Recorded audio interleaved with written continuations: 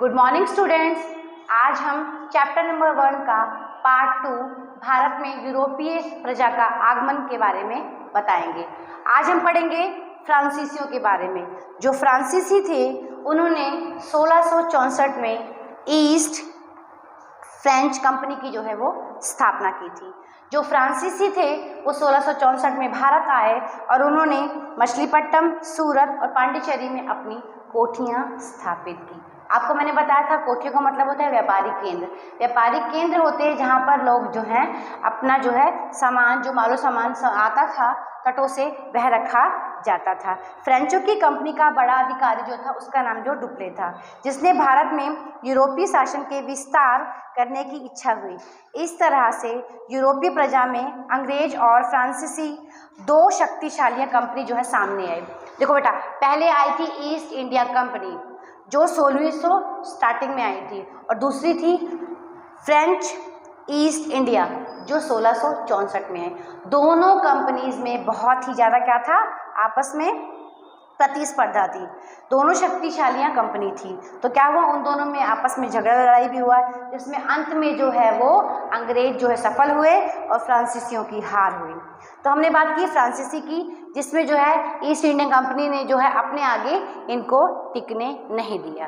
अब जब east India company ने अपना आधिपत्य स्थापित कर लिया, उसके बाद उन्होंने अपना बंगाल में अंग्रेजों ने जो है अपना व्यापार किस प्रकार से शुरू किया आपको मैं बताऊंगी। 1965 में हुगली नदी के किनारे उन्होंने सर्वप्रथम अपनी एक व्यापारिक कोठी बनाई। अपनी कोठियाँ उन्होंने वहाँ पर स्थापित की थी और उसके आसपास जो है उसको किला बंद कर दिया था।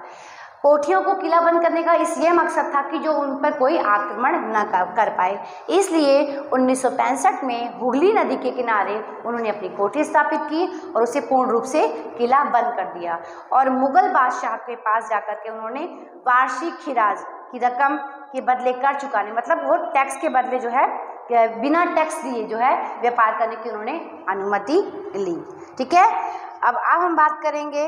और इस कंपनी में उन्होंने क्या किया, अधिक से अधिक जो है धन कमाने की स्पर्धा थी। उन्होंने क्या किया, भारत से जो है वो अधिक से अधिक धन कमाना चाहते थे। बंगाल में कर युक्त व्यापार करने की घोषणा केवल कंपनी को ही नहीं, कर मुक्त व्यापार की भी छूट दे दी। जब जो है अंग्रेजों को कर से मुक्त, मतलब क्या था कि जब उनको टैक्स नहीं देना था तो अपने मन मुताबिक जो है वो कार्य करने लगे, मन मुताबिक जो है अपना व्यापार करने लगे थे। और कंपनी जो है पर्सनली वो अपने कंपनी के मुताबिक तो काम करते थे, परंतु वह अपने जो है व्यक्तिगत व्यापार भी उन्होंने शुरू कर दिया था। क्यों? क्योंकि उनको टैक्स देना नहीं था। तो क्या है, उनको ये सब कुछ इतना अच्छा लगा कि उन्होंने उस व्यापार को अधिक से अधिक बढ़ाने की कोशिश की। बंगाल में होने पर कर की आय भी उन्होंने कम कर दी थी, जिससे जो है बंगाल के नवाब मुर्शीद अली खान ने विरोध किया। जब ये कार्य वो सब कर रहे थे तो उस समय बंगाल के नवाब थे मुर्शीद अली, उन्होंने इसका विरोध भी किया था और यह विवाद जो है दिन प्रतिदिन बढ़ता गया। और अंत में जो ये व्यापार कर मुक्त व्यापार की वजह से जो बेटा इसी जो है प्लासी का युद्ध आपने सुना होगा। प्लासी का युद्ध जो था वो इसका जो है वो कारण बना। अब हम आपको बताएंगे प्लासी का युद्ध जो है बेटा वो हमारे समाज में ये माना जाता है कि प्लासी का युद्ध जब पहली बार जो है भारत अंग्रेजों से युद्ध हार गया था, इस समय जो है उनका आधिपत्य जो है शुरुआत होनी उनकी शुरू हो चुकी थी। अब हम बात करते हैं प्लासी के युद्ध की। प्लासी का युद्ध जो है बेटा वो बंगाल में हुआ था। 1756 में सिराजुद्दौला नाम के एक नवाब थे, जो बंगाल के नवाब थे। वह बहुत ही क्रूर किस्म के थे, बहुत ही धाकी थे। उनके जो है बहुत सारे विरोधी थे और जो सिराजुद्दौला थे वो उन्होंने अंग्रेजों को बोला था आपको जो भी कार्य करना है वह जो है वो आप कर लगा के जो दिया है, जो हमको नियम कानून बनाए गए हैं उनके अनुसार ही आपको कार्य करना है। परंतु अंग्रेज सरकार जो थी वो अपने मन मुताबिक जो है सारे जो है कार्य वो करती थी। ये चीज़ उनको बर्दाश्त नहीं हुई। किसको? सिराजुद्दौला को, क्योंकि सिराजुद्दौला ने पूरे नियम के अनुसार कहा था आपको व्यापार अगर करना है तो आप जो है नियम के अनुसार विशाल ही व्यापार करोगे। तो क्या हुआ, जब उन्होंने वो नहीं माने और उन्होंने क्या किया, अंग्रेज सरकार ने क्या किया कि बंगाल में जो उनकी कोठी थी उन्होंने क्या किया, उसको किला बंद कर दिया। ये चीज़ सिराजुद्दौला ने जब इस बात सुनी तो वह अपने बहुत सारे सैनिकों के साथ में गए और उन्होंने उनके किले को तोड़ दिया।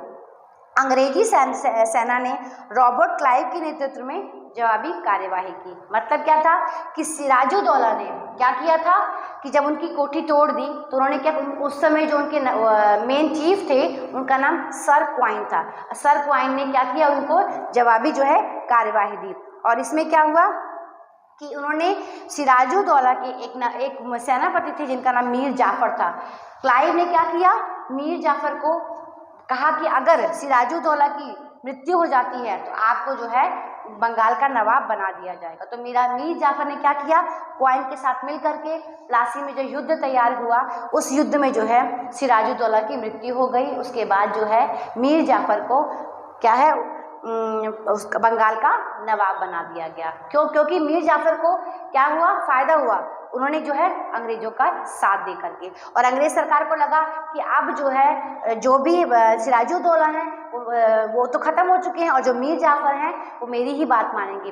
परंतु मीर जाफर में भी कहीं ना कहीं ये चीज़ थी, वह जो है अंग्रेज़ों की बात उन्होंने नहीं मानी। तो उनको डर लगने लग गया, किसको, अंग्रेज़ों को डर लगने लग गया कि मीर जाफर तो हमारी बात मान नहीं रहे हैं। तो उन्होंने क्या किया, उन्हीं के में से एक नाम था मीर काजिम का। उन्होंने क्या किया, मीर काजिम को कहा कि आप जो है अब नवाब बनेंगे। तो उन्होंने क्या किया, मीर जाफर को हटा करके मीर काजिम को नवाब की गद्दी पर बिठाया। नवाब की गद्दी पर बिठाने के बाद जो मीर काजिम थे बेटा वो और मीर जाफर से और भी ज़्यादा आगे निकले। वह अंग्रेज़ों की कोई बात नहीं मानते थे। तब क्या हुआ, अंग्रेज़ों को डर लगने लग गया कि मीर जाफर तो मेरी बात मान नहीं रहे हैं और मीर काजिम उनसे आगे हैं। उन्होंने क्या किया, मीर काजिम को हटा करके मीर जाफर को फिर से क्या बना दिया, नवाब बना दिया। प्लासी के युद्ध के बाद अब बात आती है बक्सर की लड़ाई। अब जब मीर काजिम को जब बनाया गया तो अब बात आती है कि अब किस प्रकार से जो है मीर जाफर को फिर दोबारा से क्या बनाया गया, नवाब बनाया गया। अब आती है बक्सर के युद्ध की। प्लासी के युद्ध के बाद मीर जाफर को बंगाल का नवाब बना दिया गया था। कंपनी ने उसकी इच्छा की पूर्ति नहीं की। कंपनी को ऐसा व्यक्ति की जरूरत थी जो अधिक से अधिक जो है हमको धन कमा करके दे। परंतु कई बातों में मीर जाफर जो थे वो कंपनी का विरोध करते थे, जिससे कंपनी ने उसे नवाब के पद से हटा करके मीर काजिम को फिर से जो है नवाब की गद्दी दे दी। फिर मीर काजिम को ये चीज़ पसंद नहीं आई तो उन्होंने उस समय अवध में आए हुए एक सुल्तान थे उनके साथ मिल करके क्वाइन के साथ युद्ध के लिए ललकारा। और उस समय उनके साथ जो है युद्ध हुआ, जिसमें जो है बक्सर की लड़ाई में उनकी हार हुई। और क्या हुआ, 1765 में मीर जाफर की मृत्यु के बाद खुद जो बेटा क्वाइन है वो कलकत्ता के नवाब बन गए। इस तरह से जो है बंगाल में शुरू हुई अंग्रेजी शासन जो है पूरे भारत में की तरह पूरी तरह जंजीर में जकड़ ली थी। सबसे पहले बेटा बक्सर का युद्ध, फिर प्लासी का युद्ध, दोनों युद्ध जो हैं वो भारत के अधीनता का कारण बने थे। इसलिए कहा जाता है जो बंगाल में जो शुरुआत हुई थी अंग्रेजी सरकार की, उसने क्या है जो ईस्ट इंडिया कंपनी ने जकड़ पकड़ ली और क्या था पूरे रूप से शक्तिशाली सत्ता बन गई। और इस तरह से हमने जाना कि किस प्रकार से जो है यूरोपीय शासन शुरू हुआ और आखिर में आकर के ईस्ट इंडिया कंपनी ने जो है भारत पर बंगाल से शुरुआत की थी, पूर्ण रूप से धीरे धीरे पूरे भारत पे अपना आधिपत्य जो है स्थापित कर दिया। आज ये चैप्टर आपका खत्म होता है। इसको आप ध्यान से पढ़ेंगे, ध्यान से समझेंगे और क्या नाम है, इसको आप कोई भी प्रॉब्लम होगी तो आप बताइएगा। Thank you.